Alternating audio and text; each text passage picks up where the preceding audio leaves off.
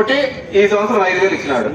అంటే జగన్మోహన్ రెడ్డి గారు ఆలోచన ఏ విధంగా ఉంది, ఈ రోజు వీళ్ళ ఆలోచన ఏ విధంగా ఉంది అనేది ఆలోచించుకోవాల్సిన అవసరం. కాబట్టి తక్షణమే ఈ బ్లాక్ మార్కెట్ పోయేదాన్నింటినీ కూడా నిలబెట్టాల్సిందిగా కోరుతున్నాం. అదేవిధంగా రైతులకు గిట్టుబాటు ధర ఎక్కడే కానీ కనిపించడం లేదు. ఇన్పుట్ సబ్సిడీ దాఖలాలు లేవు. ఇంతకుముందు నాకు బాగా గుర్తు, నేను ఎమ్మెల్యేగా ఉన్నప్పుడు ఆర్బీకల్ నుంచి క్రాప్ బుకింగ్ వచ్చేవాళ్ళు. మనం అంతా కొద్దిగా కొంతమంది ఏం చేసేవాళ్ళు, శనికే వేసింటారు కానీ కందికి లెక్క వస్తుంది, కంది రాయిచ్చేది. నష్టం ఏది జరిగిందో కందికి లెక్క వచ్చింటారు అనుకో, శనికాయకి లెక్క వచ్చిందట అన్న వాళ్ళు తప్పు రాస్తారు. మళ్ళీ రికార్డు చూస్తే వాళ్ళు ఈ విధంగా తప్పు రాసినారు సార్ అని. అసలు ఎన్నిసార్లు గాలివానలకు బీమత్సానికి వస్తే వేరుశనగకి ఎన్నిసార్లు ఇచ్చినారు, కందికి ఎన్నిసార్లు ఇచ్చినాము, అరటికి ఎన్నిసార్లు ఇచ్చినాము, ఎన్నిసార్లు కావాలంటే అన్నిసార్లు. ఎన్ని నష్టం జరిగిన 3 నెలల లోపల మన డబ్బులు ఇచ్చేవాళ్ళం. మన చూస్తాం దాటితోట కావచ్చు, ఈదులపల్లి కావచ్చు, దావన్పల్లి కావచ్చు, ముదుగు మండలంలో, అదేవిధంగా తాడిమల్లి మండలంలో ఈదులు కాలానికి వచ్చేలా అరటి చెట్లన్నీ పడిపోయాయి.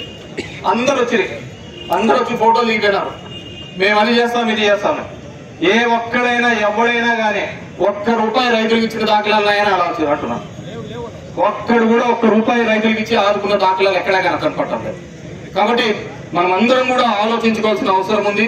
ఏ విధంగా వీళ్ళు ఈ ప్రభుత్వం నష్టం తీసుకొని వస్తుంది, ఏ విధంగా వీళ్ళు ఇబ్బందిగా చేస్తున్నారు. అంతొద్దుగా ఇప్పుడు మన ధర్మవరంకి సంబంధించిన చెరువులు, ఏ చెరువులైనా వీళ్ళు నీళ్లు నింపే ప్రయత్నం చేసినారా? ఏ చెరువులైనా చేసినారా? గిరిదారి చెరువులు ఇప్పుడు చూడుకోండి, 1000-1500 అడుగులు వేస్తే కానీ నీళ్లు పడలేని పరిస్థితి. ఎంతమంది పంట ఎత్తి పెట్టుకున్నారో చూసుకోండి.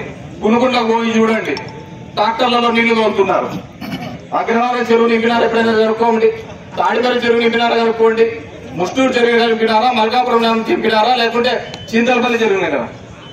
వర్షం నీళ్ళు వచ్చిన వాళ్ళకు 67 టంకాయలు కొట్టుకున్నారే తప్ప వీళ్ళు ఏ రోజైనా కానీ ఒక చెరువు నింపాలని కానీ ఏదైనా కానీ ఒక ప్రయత్నం చేశారని నేను అడుగుతున్నాను. అప్పుడా చెరువు నింపినారా? ఉన్న నీళ్ళు ఇప్పేసి మట్టి తోలుకోవడానికి, సీక్సెట్లు అమ్ముకోవడానికి సరిపోయింది వీళ్ళకు. ఎక్కడ కావాలంటే చెరువులు ఖాళీ ఉంటే వీళ్ళకి మేలు, మట్టి వ్యాపారం బాగా జరుగుతుంది. చెరువులు నిండుగా ఉంటే అది జరగదు కదా. బొగ్గు వ్యాపారం మనం కొట్టుకున్నాం కదా, బొగ్గుల కోసం 20,000 కోసం ఆయుధాలు చూపించినారు, గన్నులు ఇచ్చినారు 20,000 కోసం. కాబట్టి ఎక్కడే కానీ రైతాంగానికి ఇది మేలు చేయాలి అని ఒక ఆలోచన మొదటి నుంచి చంద్రబాబు నాయుడుకి లేదు, మొదటి నుంచి కూడా ఈ కూటమి ప్రభుత్వానికి లేదు. మన్నేదో జిఎస్టీ తగ్గించినామని కూటమి ప్రభుత్వం సంఖ్యలు గుర్తుకుంటున్నారు అంటూ మళ్ళీ చెప్తున్నారు. 9 ఏళ్ల భారం నుంచి మేము తగ్గించినారు. మరి 9 ఏళ్ల కింద వేసినది నువ్వు, 9 ఏళ్ల కింద వేసినది నువ్వే కదా. అంటే నువ్వే తనేది, నువ్వే మందు పట్టించేది, మేమంతా సంఘాలు గుర్తుకుంటా ఉండాలా? మా దరిద్రం అట్లా ఏడ్చింది ఇక్కడ.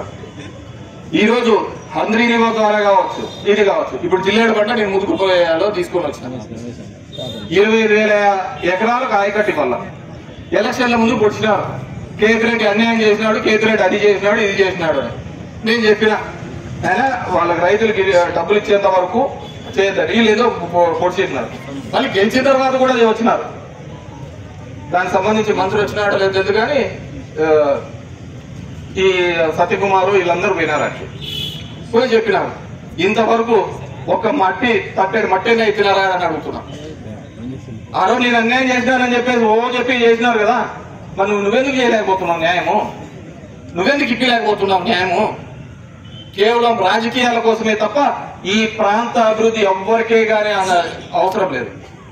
కేవలం ఈ ప్రాంతంలో ఉన్న ఇక్కడ ఉన్న వాళ్ళను ఓట్లుగా దండుకునే ప్రయత్నమే చేశారే తప్ప ఇక్కడికి మేలు చేయాలనే కార్యక్రమం ఏ రోజు కూడా చేయలేదు. మేము చూసాం, ఆడ పోతుంటే ఆర్టీటీ వాళ్ళని అడిగాం, సార్ ఇక్కడ చెక్ డ్యాములు కట్టండి, మాకు చెక్ డ్యాములు కడితే ఈ ప్రాంతంలో వాటర్ టేబుల్ పెరుగుతుందని చెప్పేసి ఆ రోజు మేము స్వయంగా మా కాంట్రిబ్యూషన్ కూడా పెట్టేసి ఆ రోజు చెక్ డ్యాములు కట్టించాం.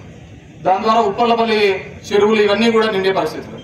మన దరిద్రం ఏంటంటే ఇక్కడ ఉన్న ఎమ్మెల్యే కానీ ఇక్కడ ఉన్న వాళ్ళకి కానీ ఏ ఊర్లు ఆడున్నాయి కూడా తెలియదు. 2 సంవత్సరాలు అవుతారు,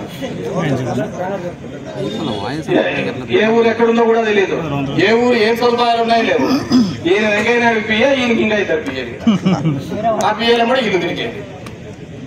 మన దరిద్రాలు అట్లున్నాయి. అంటే మనం ఇదేం కాదు, మన కోరి తెచ్చుకున్న ఇది అనమాట ఇవన్నీ కూడా.